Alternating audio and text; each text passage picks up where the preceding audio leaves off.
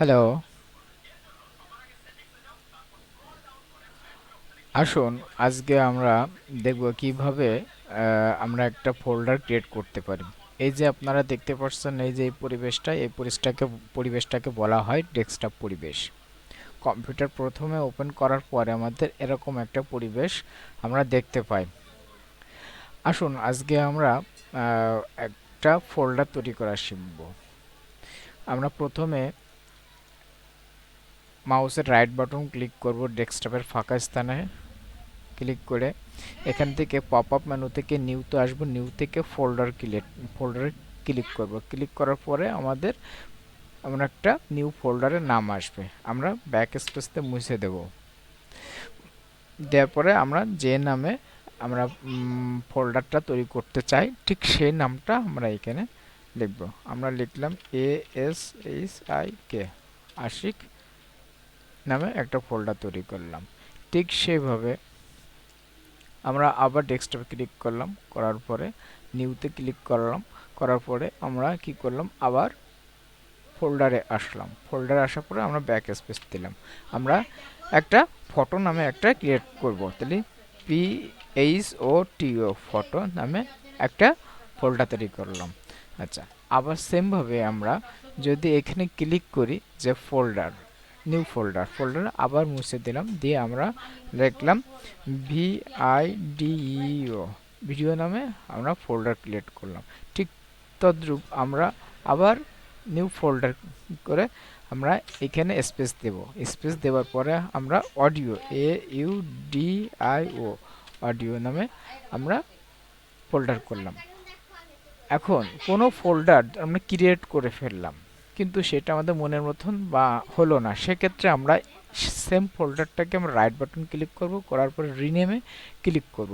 রিনেমে click করার পরে আমরা এখানে ডকুমেন্টস নামে DOC ডকুমেন্ট নামে আমরা ফোল্ডারটা তৈরি করলাম।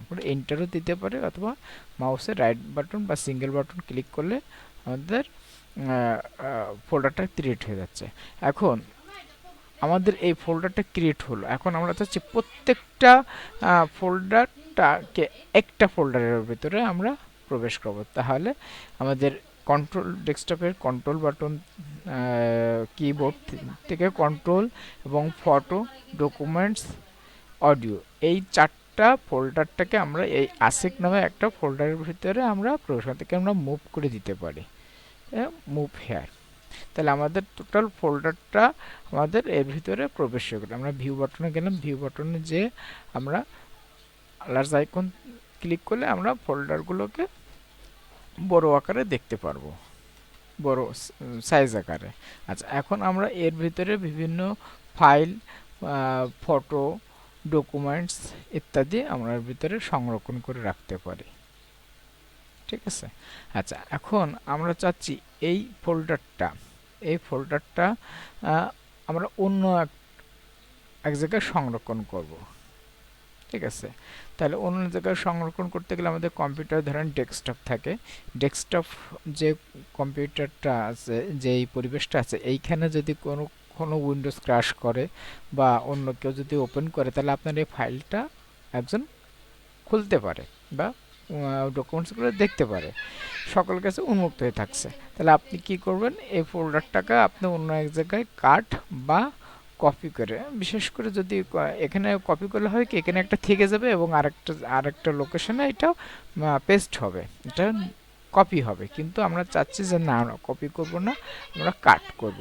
কাট করে আমরা একটা নির্দিষ্ট লোকেশন যাব, যে সেখানে আমরা পেস্ট করে দেব। পেস্ট করে দিলে কি হবে, আমাদের সেই ড্রাইভটায় যে আমাদের ওই ফোল্ডারটা সংরক্ষণ হবে, তখন আমাদের ডেস্কটপে ফাইলটা থাকছে না।